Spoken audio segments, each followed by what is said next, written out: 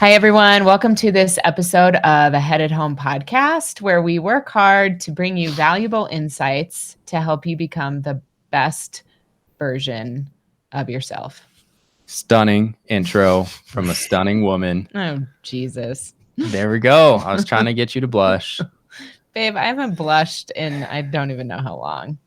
You make me blush all the time. Okay. You're tanner than me. Anyway. Got you. Yeah, you did. Well, we are your hosts, Jen and Andrew Gallegos, and we do work hard to bring you insights and ideas to help you grow. And today we are joined by someone who we are going to learn a ton from. Yes. Today, our guest is Nick Bukowski, who first and foremost is a great guy. He is also a top producing real estate agent here in Colorado, who I've had the pleasure of working with over the past few years. So I know him personally. I consider him a friend. I've seen firsthand the way he operates, and I can truly say with conviction that he is one of the absolute best in his field. And I'm excited to have him on today, pick his brain a little bit. Nick, thanks for joining us. How you doing, man?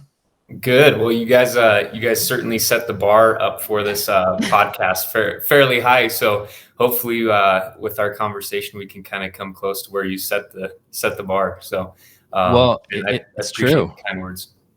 We're excited to have you. Yeah, it's true. And I want to start, actually. I want to tell a little story of how you and I first met.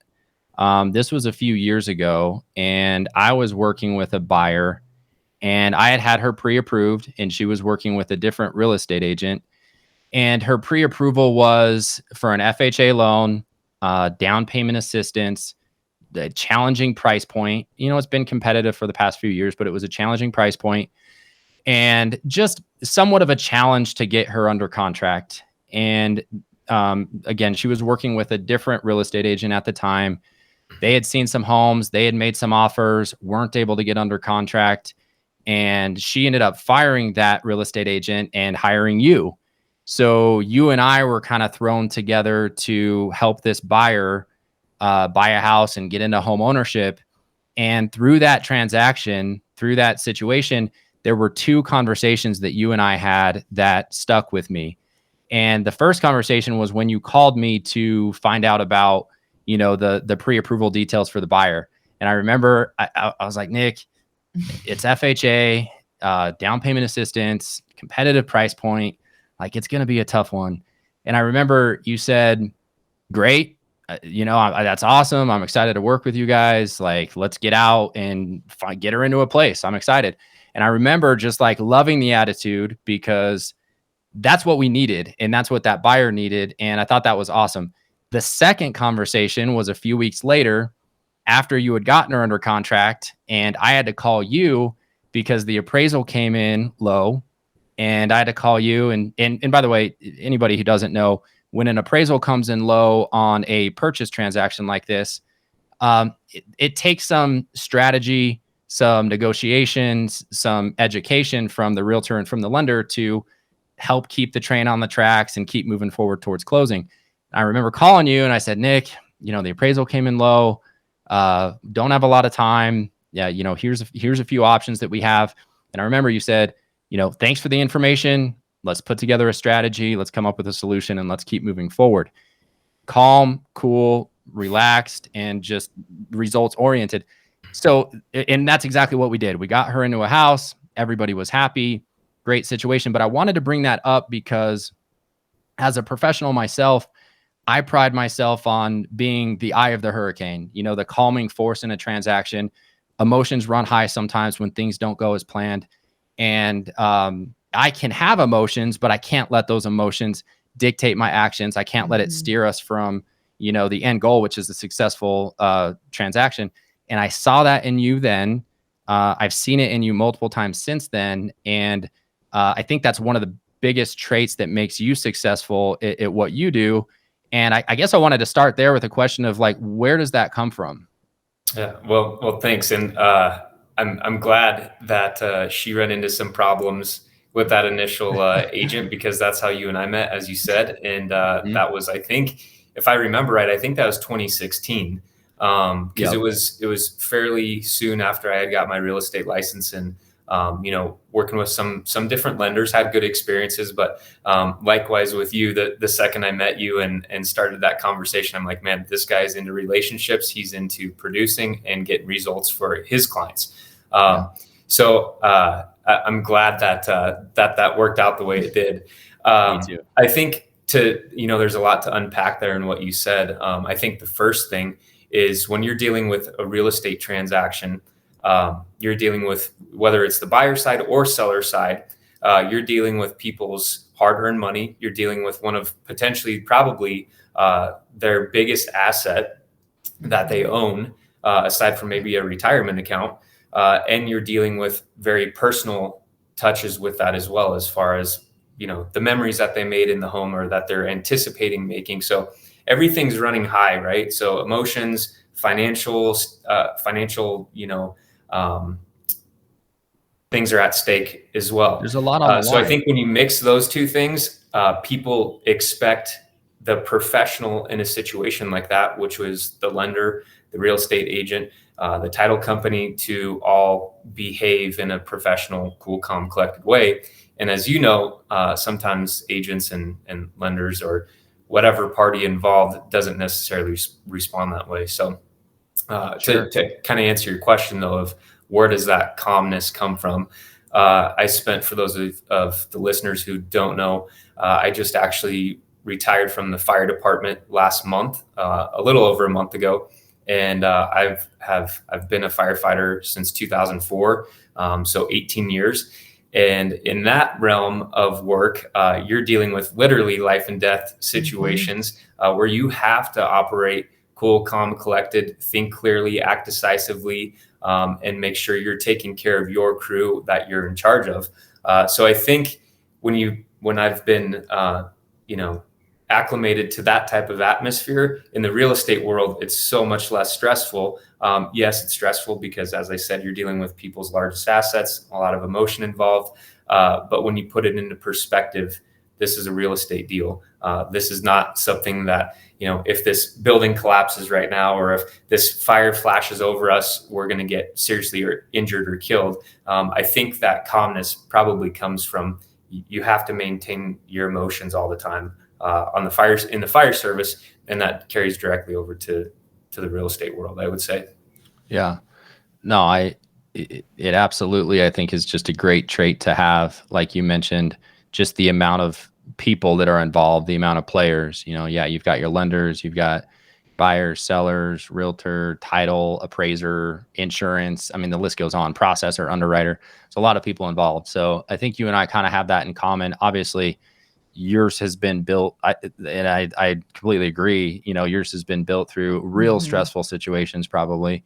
But I think mine was just built from, trying to understand that I can only control what I can control, and that's my, emotions. But that's great, man. I feel like Andrew is really good at controlling his emotions, except for during Broncos games when that shit just goes out the window. Yeah, that goes out the window then. Yeah. But real estate transactions, sure. But real estate, totally fine. Nice. Totally fine. There you go. Wait, so Nick, I want to back up really fast, because I'm interested in how you got into real estate. So first of all, where are you from? Yeah, so I was born and raised in Loveland, Colorado, so northern Colorado, about an hour north of Denver, for those of you not familiar with the area. My whole family's from here. Like I said, 35 years I've grown up here. I live about 15 minutes away from where I was raised at. All of my siblings, my parents, my in-laws, everybody lives within about 15, 20 minutes of each other. So super tight, close-knit family for sure. It was That's really awesome. cool. I got to go up there. Nick was having a party for clients and friends, and I was able to see the community that he works with and is close to. And I have to say, and Andrew and I got in the car and we were like, damn, I could see, like, we could move up here. Like it was such a cool vibe. Yeah. You definitely, like, everyone was like so kind. It was a really neat place. I even think we talked about it last week. We're like, we should maybe move up there. There you go. But I know a real estate agent that can help you, and a lender. Get us on a search. So you started with the fire department back in 2004. At what point were you like, hey, this real estate thing is interesting to me? Like what made you kind of like think about that switch? Yeah. So I would say in 2000, probably 2009, 10, I was acquainted with a gentleman in Fort Collins who owns a bunch of commercial real estate as well as residential multifamily type properties, income producing properties. And him and I were at, it was CB and Potts. And I remember up in Fort Collins, and I remember chatting with him just about what he did. And you could just tell he was passionate about what he did in the real estate world. And that kind of, tripped my mind to thinking, okay, well, this is something I could do on my days off from the fire department, not the real estate agent piece, but just real estate investing, passive income. And it just so happened that I already owned my primary home. One of the guys who was a volunteer firefighter at the department I was on, his main job, it was right after 2008, he ended up getting laid off. He had to foreclose on his house. He was scrambling with 2 young daughters to find a place to live that was safe, clean. And I was like, hey, if you wanted to rent my house out, you can just rent it from me. I was 21 years old. My parents were like, you can move in with us for a little while if you want. So which, again, having the tight-knit family, that was cool that they were allowed me to do that because I was helping someone else out. So the volunteer firefighter lost his main job, moved into my place. I was only making, I don't know, a couple $100 a month in cash flow. But between the kind of perfect combination of that acquaintance, getting me up to speed on what he does in the real estate world with passive investing, and then that situation where I was able to help someone out and make a little money on the side, it was like, wow, this could be super cool. So it was about 6 months later, I bought my first rental property in Fort Collins near CSU. And then after that, it kind of just snowball effect to buying more rental properties. And in 2015, I was like, man, this is a passion of mine. I love this stuff. I should, help other people by getting my license and being able to help others. So that's, I know that's kind of a long-winded answer, Jen, but that's kind of how we got started here. I know you just kind of like blazed on through this story, but you literally lived in a house and moved out so that someone that you knew could live there with their family. Yeah. Yep. It was Nick, mutually beneficial. I know you're like one of the best. I'm like tearing up thinking about that's like one of the coolest things I've ever heard. That's really cool. I appreciate it, but I mean, I've said this multiple times in the last month with leaving the fire service. It's not about me. It's about other people, and it's who you surround yourself with. If I didn't have my parents who were loving and supportive of all of us kids, I wouldn't have been able at 21 years old to move back in with them. Right. So because of their generosity and me being surrounded by them, I was able to help someone else out. And I know, Andrew, you're the exact same way. I mean, seriously, if we didn't have you in our corner as a lender, one of our go-to guys, we definitely wouldn't have the level of customer service that we can provide to our clients. So, you're only as strong as the people you surround yourself by. So, and that's really cool. That's one thing that I learned from the fire department too, is the people that you invest in and train up to be by your side really come back to help you out in the moments that you need them the most. So, and that's you on a weekly basis with our clients. So, well, that's awesome, man. Well, and like you mentioned, I think it's surrounding yourself with people that are in your corner, but like-minded people with the same values.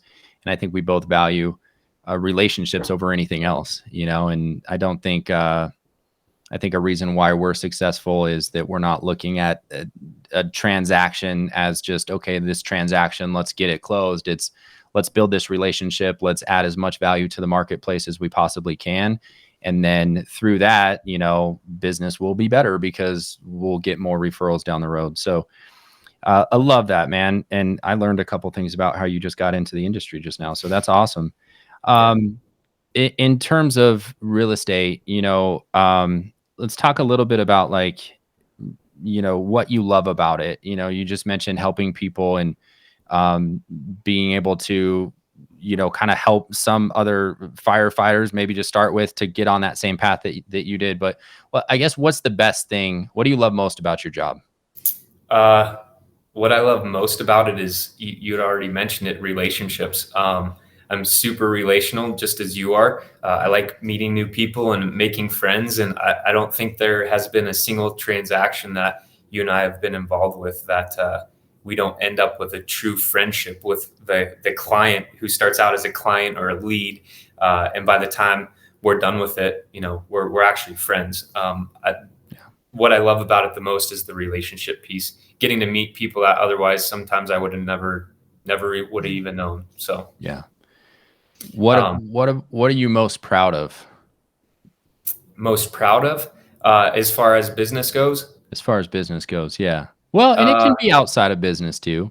Yeah, It can I think as far as business goes, what I'm most proud of is the moments that I get a random text message or Snapchat from a past client of their kid or their dog in their living room, and they say, "Thank you so much for finding us this house 2 years ago. This is our favorite spot to sit in the wintertime." Or someone who bought a little piece of land and some acreage and send me a Snapchat of their new goats or something like that. That's the stuff. That's what I love the most, is knowing that you played a very small part in a lifelong place. It's more than just a home. It's more than just a property for someone. It's a spot for their loved ones to make memories and spend time together. And that's the most what I'm most proud of.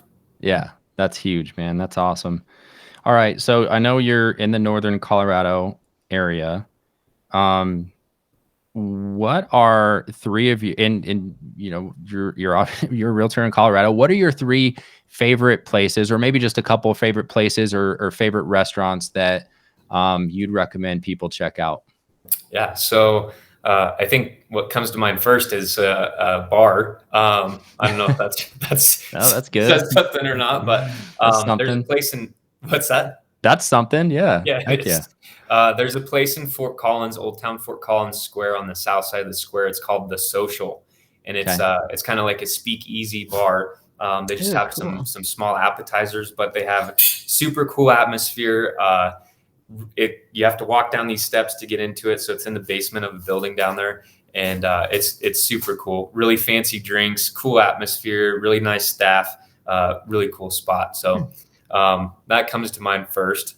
Couple other cool spots I like up here is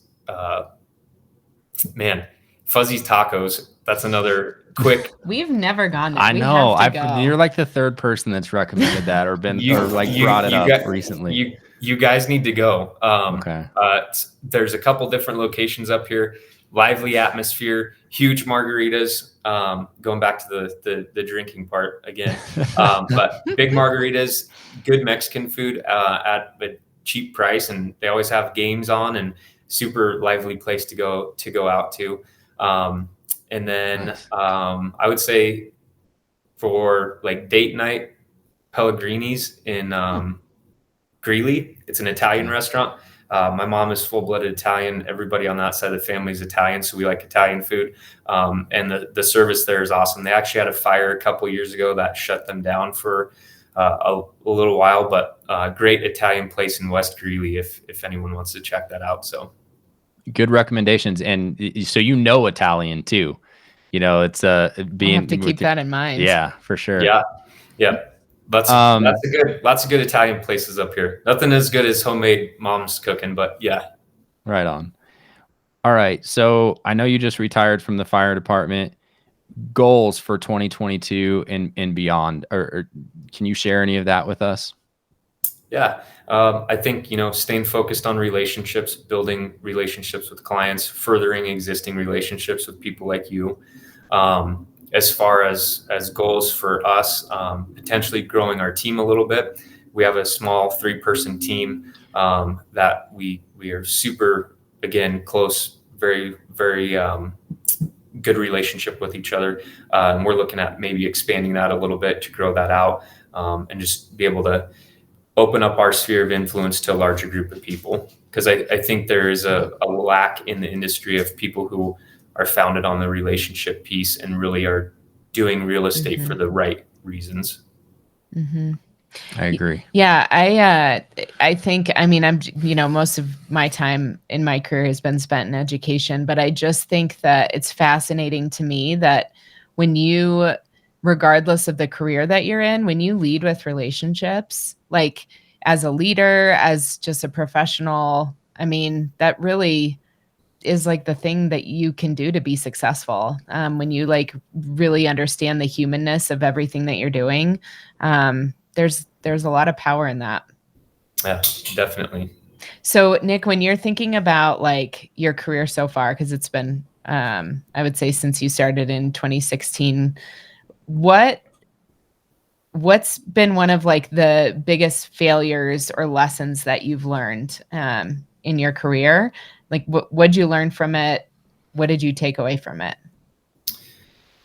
Good question. So business side of it with real estate investing specifically, back in 2011 or 12, I was under contract on a property up by CSU, $179,000 ranch with a finished basement, and like 2 blocks from campus. And I backed out at the last minute because I got cold feet and a few of the little inspection items weren't taken care of that we were supposed to get done. And rather than just powering through it, working through it, having that confidence, I got scared and backed out. And now that home is probably worth $550,000. So one of my biggest failures, I would say, is getting cold feet on real estate deals. I know the power and the opportunities that real estate affords to families, and that's something that I regret ever backing out of a deal or not pushing to get something done for myself personally. On a personal level, I think, Andrew, you're a hard charger. Jen, you are as well.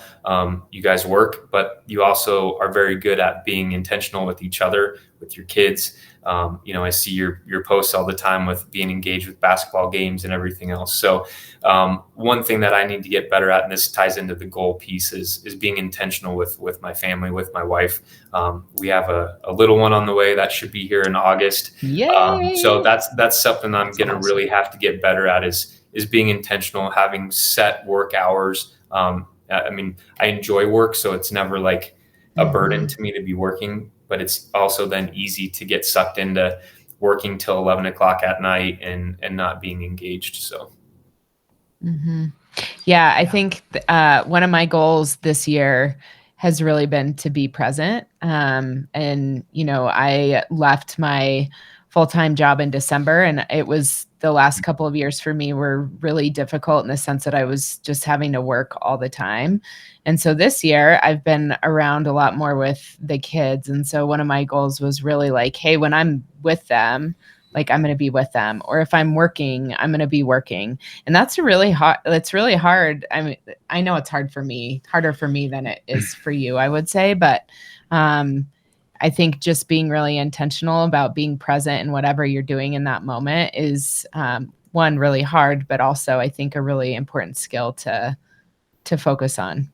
So how do you do that, Andrew and Jen, like as a couple then, with you, Andrew, having to be available at all hours of the night for guys like me who are calling you, hey, I need a pre-approval letter on Sunday night. How do you work with the marriage and also be successful at being able to get pre-approval letters done and answer phone calls on weekends and after hours and stuff? Yeah, great question. And there's layers to it, but you kind of alluded to it, just having a focus on being intentional, I think is the first step. It's like awareness, because in this industry, you can work 24 hours a day. Like straight up. And I learned that and I learned it earlier in my career, and Jen kind of helped me with that too. But probably for the first 4 or 5 years, it's all I thought about. It's all I did. I didn't exercise. I wasn't sleeping well. I wasn't eating right. I was just completely obsessed with trying to be the best loan officer that I possibly could. Now that set me up to be able to have some flexibility when I had 5 or 6 years under my belt. Because I had put so much time in at the beginning. I don't know if I'd recommend that to people but it just was what it was. But, for me personally, that kind of helped because I put so much in at the beginning. And then I was able to, after I got a little bit of success, I was able to kind of peel back a little bit and say, okay, I do need to start working out more. I do need to eat better. And then having kids changes it too. You do need to kind of be looking at your routine all the time. And, for example, sitting down and writing out, okay, what time am I going to get up today? What time are my kids going to get up today? What time, when can I fit this workout in? And basically building all of that into my calendar has really helped me because there's certain times that I have to be reactive and I have to be focused on work. And, but yeah, it's just really just a focus on being aware of what you're doing every day and then being strategic about how you're building your day out based on what you have going on and what you want to accomplish. I think I think one thing that's helped us the most is kind of like as much as we can, like systemizing stuff, which sounds like really terribly boring, but like it's been really helpful for us in finding more flexibility. So like, we literally systemize everything from like ordering groceries, on the weekend and getting them delivered so that we have a little bit more time to hang out, or, hey, we need to clean this. I'm just thinking of like something, but like we need to clean something once a month. So we're going to systematize it and do it at the same time every month, and like building all that stuff into our calendar. The other thing that I think we've done, which has been at least helpful for me, kind of like more formally, as opposed to just being like, thoughtful about being present, is scheduling time. Like Andrew and I have time blocked out in our calendar to like hang out with each other. And I have time in my calendar to hang out individually with the kids, because I think for me, like, I know if it doesn't get scheduled, it's likely not going to be a focus. And so, I went through last month and like found times for us to like hang out, and so I think just as boring as that sounds, like you sort of have to do that when you're in a place where you're really busy and you have a kid, because otherwise like days and weeks can go by and you're like, shit, I haven't had like a genuine conversation with this person. And so that's been, I think, really helpful for us, is just trying to be as proactive as possible with those things. Yeah, that's really good advice. Actually scheduling it in the calendar. I feel like everybody in real estate or not, everybody's calendars are so full. And unless you're actually setting time in the calendar, date night at 6:00 with Jen and Andrew, like it's not gonna happen. And then all of a sudden it's Monday morning and you're back to the grind and you're like, where did the weekend go? Yeah. So that's really good advice. And just to clarify, date night for Jen and Andrew is usually at 4:30 or 5, because anymore at 7:30 or we're in like, the mornings now. Yeah. I know. On hikes and I stuff, know. We're so lame now that we get up early in the morning and have date night because we feel better in the morning instead of nighttime. So anyway. Right. That's a good idea too. Yeah. Whatever works, and you kind of have to work off your kid's schedule as well. But I'd say awareness, man, for sure. Just really looking at like, what did I do today? And then what do I want to do tomorrow? Plan it out. Yeah. Awareness is huge. I think one of the things that we talk about too is response versus reaction to different, whatever event you're faced with, right? A reaction is more of an emotional response, knee jerk. You don't always kind of, in hindsight, you're like, man, I should have handled that better. But I think if you can be intentional and aware, you respond to those things that come up throughout the day in your personal life and your professional life. And I think if you could just have that at the forefront of your mind, like, I'm going to respond to everything that comes to me during the day. And I don't mean respond like, oh, I got a text, I'm going to respond right now, but I'm going to respond to situations rather than react to situations. I think that kind of keeps you more level throughout the day as well, and more intentional.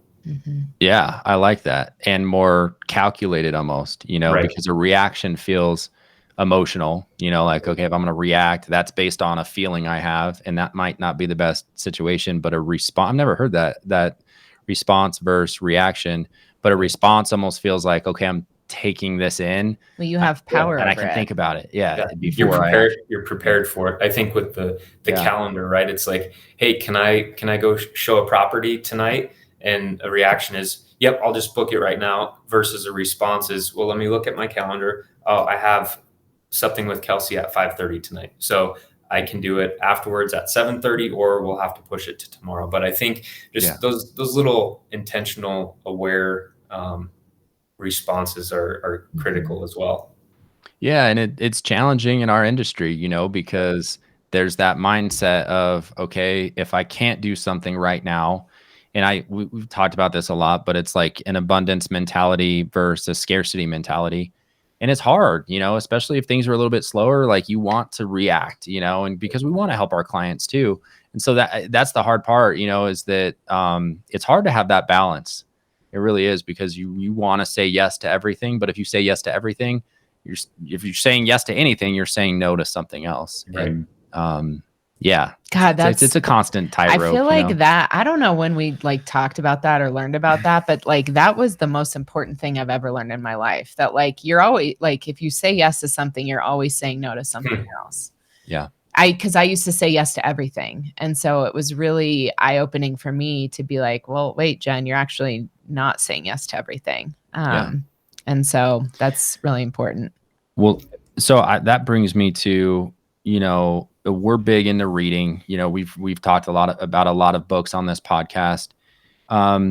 For you, are there one or two books that have impacted you, professionally or personally, that you can share?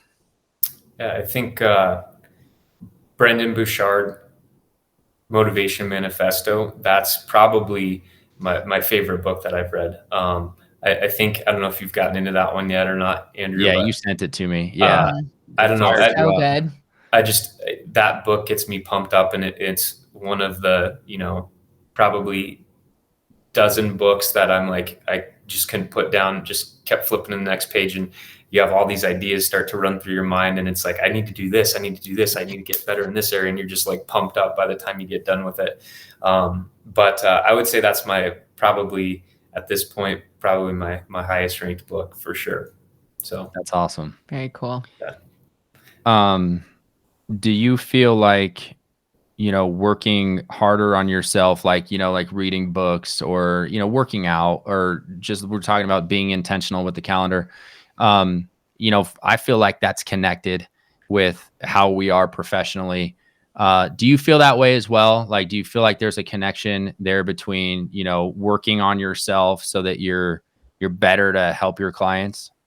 Yeah, absolutely. If you're not the best version of yourself, how are you going to give that to others? So I feel like if you're compromising on yourself, who should be the most important person, you're definitely going to be compromising when it comes to dealing with your spouse or your kids or other people. So you don't want to be the guy who's completely overweight, out of shape, or so stressed and worked down to the bone that they're not able to make their kids' sporting events, or where they physically can't go throw the baseball in the backyard with them, or whatever the case may be. So I think we owe it to our families and our loved ones to take care of ourselves, because if you're not taking care of yourself, no one else is going to, and the people that depend on you the most are going to end up ultimately being hurt from that. So I think there's this idea, especially, and of course my lens is more from education, but you were a first responder. There's this lens sometimes when you get into this place where like you help people, like you're constantly helping people.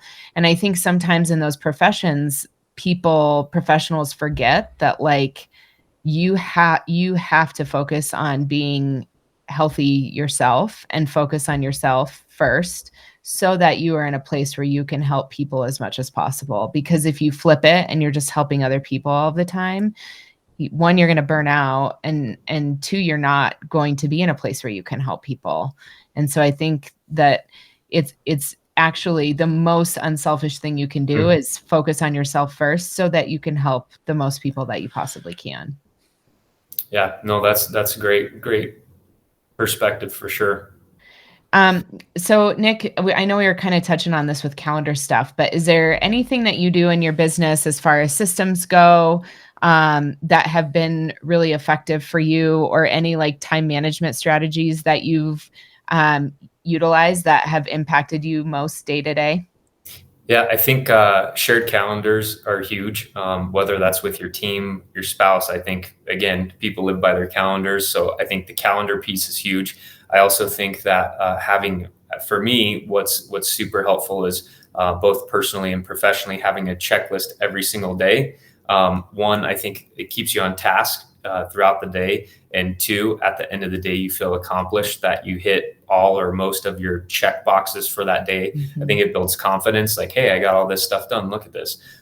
So I think checklists, task lists every single morning or the night before, have your next day laid out on your phone. So it's off of your mind. You don't have to think about it. You go to sleep, you wake up, and it's there for you, and you can get started on it. So I think calendars, task lists, and then from a business perspective, some sort of contact resource management. So having a database built in your system, and not just going through the motions of, I'm just going to reach out to them, but truly being intentional and caring and having a relationship. I think it's easier when you have a CRM to actually utilize it the way it's meant to be, when you have relationships with people, rather than like awkwardly like, oh, I haven't talked to this person for 3 months, I'm just going to call them, when they know that you're just, doing your quarterly contacts. So I think a CRM, calendar, and daily tasks, that's huge.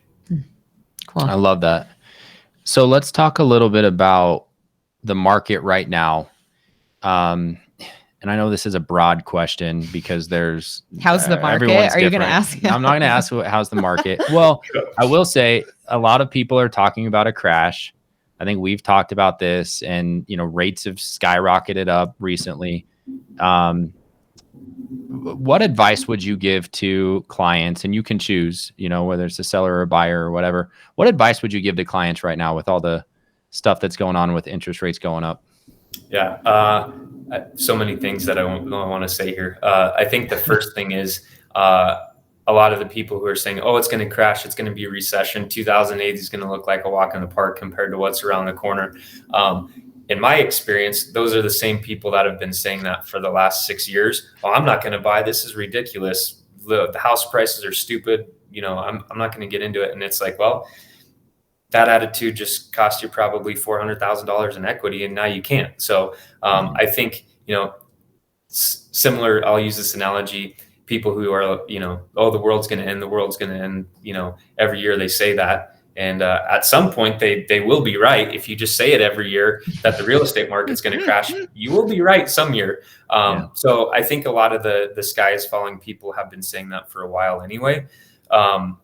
Interest rates, though, honestly have affected buyers, or my buyers, more than I thought it would have. But I mean, you go from 4% interest rates to 6% interest rates, that really cuts down people's purchasing power for sure. I think my other thought on where the market's headed, kind of like I'll use another analogy of the trainer at the gym, who weighs 400 pounds. Probably don't want to take advice from that guy. You want to take advice from, the guy who looks like Andrew with a 6-pack and stuff, hammering out bench press, 315 pounds on bench press. That's who you want as the trainer.